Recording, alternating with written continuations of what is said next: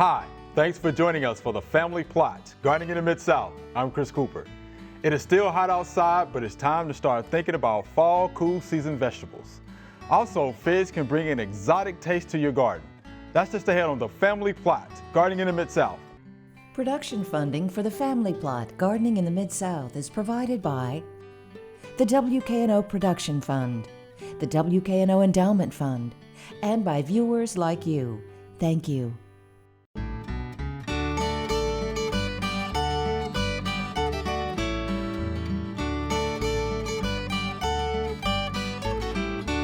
Welcome to the Family Plot. I'm Chris Cooper. Joining me today is Tom Mashore. Mr. Tom is a master gardener in Tipton County. And Mr. Bill Colbert is here. Mr. Bill is our local garden expert. Thanks for joining us. Thank you. All right, so Mr. Tom, fall vegetables, it's that time of the year, right? It's that time to start planting them. Okay. Now you wanted to start out first by talking about soil. Yeah, I like to start most of my plants in containers. Okay. And then transplant them into the garden. Like the summer or spring, we have such a short cool season in the spring that if you put the seeds directly like broccoli, cauliflower, cabbage and so forth into your garden at that time, there will be enough cool season for them to grow to maturity. Right. Same thing in the wintertime. We have such a short cool season in the fall that we want to start the plants up earlier. And I usually say this almost every time, so people can get tired of it. I know what it is that you're about to say. Cool season plants and there's warm season plants. Just my knowledge, there's no hot vegetable plants or cold vegetable plants. Some plants can tolerate it. Tomatoes can tolerate the heat, but they don't like it. Okay. Nor do I. And generally speaking, if it's comfortable to you, it's great for the plants, no matter if it's a cool season or warm season. Okay. If we get like 75 degrees. Now, like I said, I'd like to start everything in containers for several reasons. I'm starting off some really good growing medium. And I can control the watering and don't have to worry about dry spells in the garden, things walking over it, etc. And the two mixtures I use is the germinating mix and Pro Mix. And when I'm saying Pro Mix, I'm talking about the same stuff that nurseries use for growing their plants. Okay. And I reserve this, as you can see, the germinating mix is extremely fine, and I use that for extremely fine seeds like begonias and petunias. The seeds are very, very fine, and they're actually broadcast on top of the soil. Okay. Because they need light to germinate. Right. And then I cover them up with a clear dome to keep the soil moist and without disturbing the seeds. But for the rest of them, I use the Pro Mix, the same stuff that the nurseries use. Right. I'm going to plant two types of seeds. On this particular container here, I'm going to demonstrate planting onion seeds. Now, onion seeds is a monocot, meaning it puts out one leaf, as compared to like over here, I have squash plants. You notice the first two leaves, it puts out two leaves, and they call that a dicot. That's right. Okay, well, onion seeds, I don't need a big container to start those. So I'm just going to use this, and there's 54 cells in there, so if they all work out fine, I should end up with 54 onions. Okay. I'll be planting more, but for right now, that's what I'm going to start off with. And that media, again, is your Pro Mix. This is the Pro Mix, the same thing the nurseries use. Right. Usually available at any commercial nursery. It's not cheap, but it's a lot cheaper than the germinating mix. Okay. And it works well, the Pro Mix. It works absolutely well. Yes, it does. And like I said, it's basically one of the things for perfect conditions. Just like a baby, you need to give it to what it needs. Well, it's the same thing with here. I wonder if that's the reason why they call them nurseries. I don't know. Never thought of that. How about that? But man, they really have those seeds in there, don't they? Yeah. One of the things about onion seeds, they're not good keepers. They don't last long. It's very unusual if they last over a year, even if you have them in a freezer or a refrigerator. And they're small black seeds. Now, you do need a tool, a very specialized tool. Yeah, those are small. There's the seeds. And the specialized tool is called a dibble. If you start plants from the seed, you gotta have a dibble. Gotta have it. Huh? Now, you can go on the internet and buy stainless steel ones with reversible tips and so forth, but this was, in its former life, a pin. Right.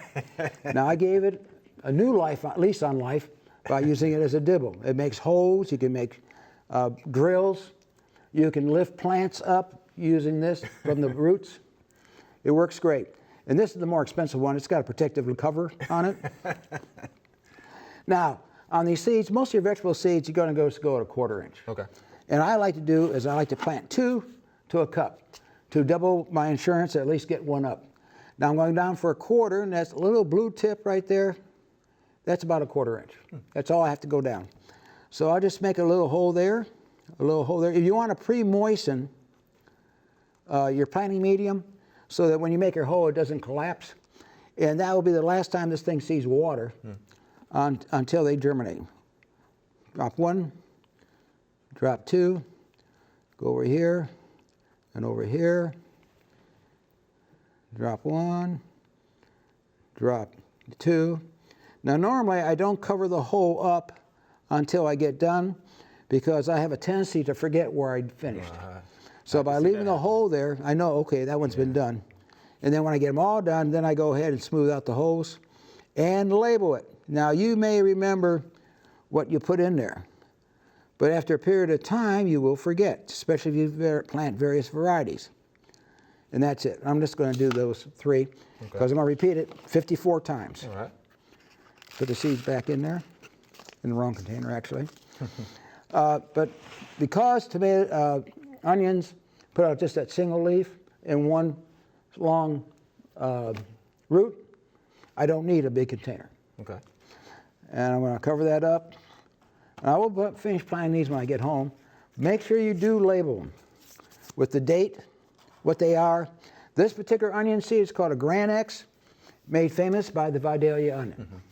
Doesn't mean if you plant a Grand X, you're going to get a Vidalia onion, but that is the seed that they use. All right.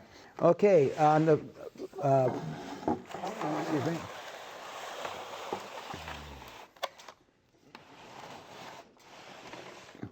On the begonias, excuse me, I said begonias, broccoli, thank you, thank you. Also 1/4 inch, not very much. Now, the plants get quite a bit bigger, and I want them to get fairly good size before I put them in the garden, so I'm planting them in bigger pots. Where do you get the pots at, by the way? Well, just let it be known that you need pots for starting plants, and they'll show up in your driveway, front of your garage, on your patio. If you got your back door open in your car, they'll find up in your back seat. But people don't want to throw things away, but they don't know what to do with it. When they found someone who would take it, they will recycle it. That's cool. Those seeds are even smaller. Yeah, and these are real small seeds. They're real tiny. And we're going to get you to plant these quickly so we can talk about your grow light. Oh, okay, sure. I'll just do one here. Okay. Again, 1/4 inch. 1 seed, 2 seed, 1 seed, 1 seed, 1/4 inch. And that's, you don't have to take a tape measure or measure it. That's just an approximate. Okay. If you want to get exact, then what you do is measure it 2.5 times the diameter of the seed. Okay, the grow light is real simple and easy to make. It costs approximately $25 to make. And you can move the chain up and down as the plants grow. And like I said, it's going to be for inside the house, which is comfortable for you. It's going to be comfortable for the plants. The plants will do well. Again, $25. Just a regular old shop light with fluorescent lights. Okay. And not the expensive type because they don't work any better than the regular shop lights, lamp bulbs. How long would you keep your plantings down there, your little seedlings? Until they're big enough to go outside, depending on the weather. For example, with tomatoes, you don't want to put them out there until they're frost-free. Okay. And from experience, I know that from putting the seed in, like on tomatoes, 6 weeks, and the plants will be ready to go out. So you don't want to plant them and start them up in January. Sure. You just want to back up, say the frost date is April 15th, back up 6 weeks would be about April the 1st. All right, then, Mr. Tom, we definitely appreciate the demonstration. I appreciate talking about it. All right.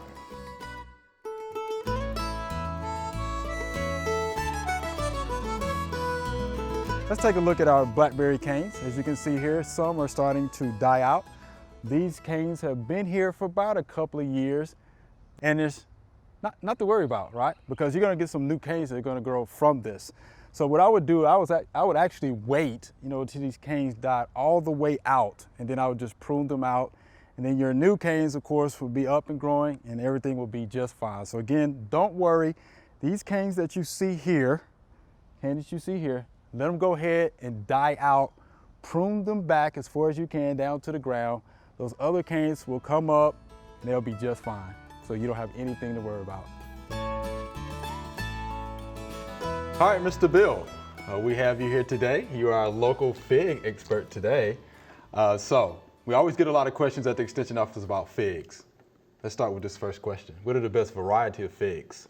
Best variety is according to what you're going to use the fig for. How about that? Figs come in a variety of sizes, colors, color on the inside of the encapsulated group of buds that you have. That is, some of them have a strawberry colored interior, some of them have a gray interior. Some of the ones that are really gray do not look as appetizing when you open the fig, but usually they're sweeter than the others, or at least that's my experience. Okay. The figs that we have in this area are quite different from the ones we have in the Southwest, which are basically Iberian Peninsula figs from the Spain, Portugal, that area. And all of the figs, the edible ones that we use, well, not completely all of them, but the vast majority of them are Mediterranean climate figs. So we have different growing conditions, have different sizes on the plants, and everybody talks about eating the fruit of the fig. That is, what you're eating actually is an encapsulation of the buds and blossoms of the figs. That inner part that turns so soft and sweet is actually the flower. The outer container is just that, a container of the buds and the flowers. Interesting. About that. Figs are part of a family of plants that's one of the largest in the world. Not all of them, in fact, very few of them are actually edible in the wilds. I have a problem with the figs in the Southeast especially because they are a Mediterranean plant, and the Mediterranean is a hot, which figs require, but they're from a dry climate, and we are far from a dry climate. You think of the humidity of the last few days. If you planted the wrong fig for our region, the figs will ferment on you real fast. And figs for our region should be the type of figs that have a smaller eye. Those of you that aren't familiar with figs, if you look at the bottom of the fig, the opposite of the stem section, there is an eye in the fig. The wider open that eye is, the more problems you're going to have with ants and things of that nature, and also more you're going to have a problem with the figs fermenting or running, and you can tell when it has done that. If you pay close attention, it becomes rather translucent. You can almost see down in the fig from the way it is. But we have a problem in the South because figs carry a lot of different names. And what you know this particular fig by and what I know may be completely different. Same thing, problem we have with field peas in the South. Everybody says purple hull. Well, there are a lot of varieties that have a purple hull. I got you. You've got to be more specific with it. What about propagation, though? Let's hit propagation. Okay, well, propagation, I looked at the Dixon handout earlier when I came in. Susie had given me a copy of it, and there are 5 different ways in theirs that they propagated them. The most successful method is layering. That is taking a lower limb on an established plant, pull it to the ground and find where your contact's going to be. Dig a little trench out in the ground on that particular landing spot. Take the sharpened part of your pruners or a knife, and on the bottom of the limb, wound the bark on the plant there. I mean, a good strip out of it. Okay. Pin it into the trench, put a little dirt on top of it, and put a rock, a brick, or whatever will hold it in there. It's in contact with the ground, and let it stay there for the growing season. When you get ready, when you think it's growing properly, and it'll start leafing out and growing on its own, cut it free and let it stay in that spot for at least another month so that the roots will get out and dig it up, and you've got a stronger root system than you would have by taking cuttings and going through the process of put it in proper plotting soil. Okay. Well, let's talk about pests quickly. So any major pests or diseases? The major pest that I'm having this year is the little black sugar ants that are almost microscopic. But if the fig has an open eye on it, they are going inside to where the actual flower is and get that nectar out of there. And when they do, they've basically ruined the fig. You might want, if you've got an ant problem there, squeeze your fig and break it at the end before you take a bite, because you may have numerous ants on the inside of it.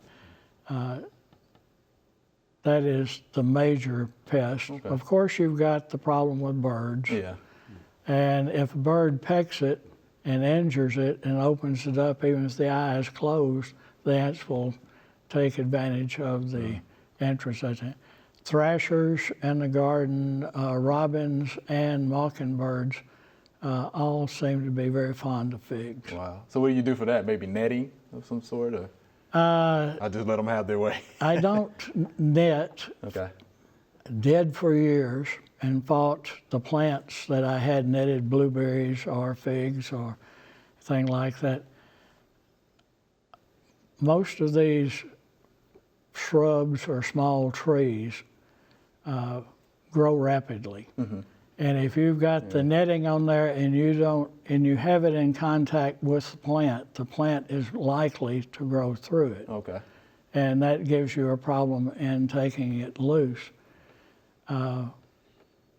Some people net here that grow in a tree form. Okay. We mostly have a bush form way it comes up. Mr. Bill, appreciate that good information about figs. Don't you think so? Oh, yeah. Thank you much. Appreciate that. I just learned some stuff I didn't know.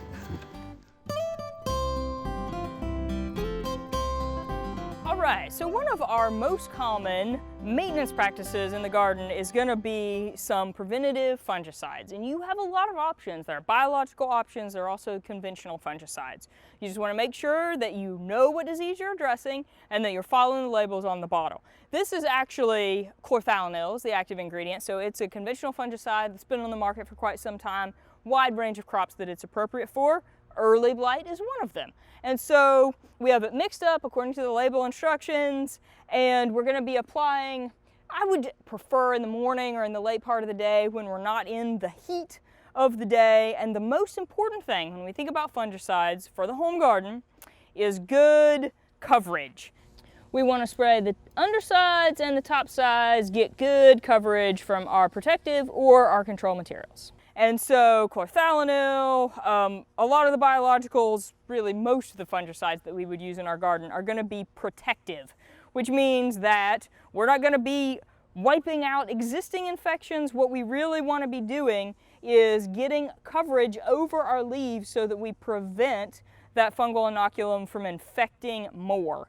And so what I want to do is get good coverage over the plant, get as much of those interior leaves as possible. Most of the time what the directions will tell us is spray to the point of runoff, right? So we don't want the material completely dripping off the plant, but we want to get good coverage on those leaves. Depending upon how often we get rain, lots of times we'll apply 7 to 10 days.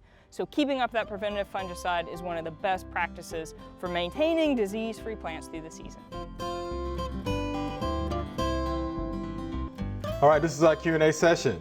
Mr. Bill, you jump in there and help us out, okay? Okay. All right, here's our first viewer email. How do you know when to pick figs? And guess what? We just happen to have a fig expert I hear you. sitting here today. So, Mr. Bill, how do you know when to pick the figs? Well, the figs will give you warning to begin Give you a with. warning. The figs stay on the plant as a hard green, fairly small object for an excruciating amount of time. And all of a sudden you will see it change color. Even if it is not a dark fig, it will get lighter green, and it will in about 3 days double in size. And then it's going to droop. Now, some figs, the instant it droops, it's ready, and you'll have to go by experience on what your variety is, because a variety like LSU Purple is an excellent fig, but it wants to stay on the vine or the bush one more day after it has drooped. Well, you've got a problem then. That gives the birds an extra day a shot at it. Right. But it does happen, and so when it has drooped, it is ready to be picked. You can set it out at home. It's not going to get any sweeter in the kitchen, but it will get softer and more tasteful if you pick it like he did his tomatoes. That's right. Pick it, take it inside, and leave it in something like in the kitchen where the temperature is steady. Okay.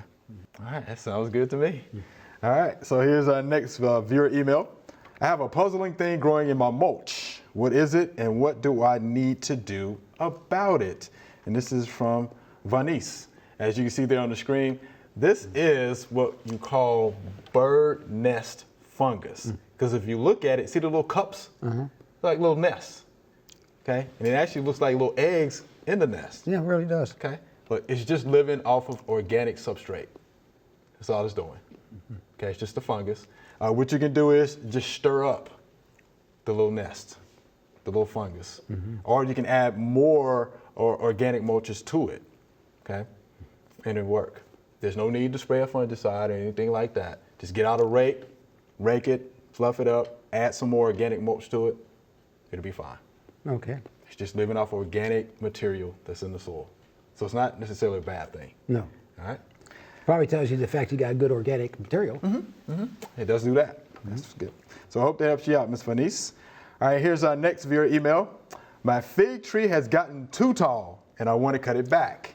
When is the best time to prune fig trees? And this is from Steve.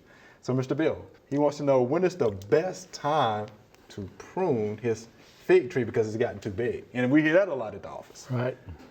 Well, if you're going to do extensive pruning, the recommendation on it is to prune along about the latter part of March. Okay. That's for heavy pruning. The reason for waiting to the spring is we get some late bad weather. We get an ice storm or something like that, and you don't want to, the sap's already rising in the fig, and you don't want to injure the tree severely.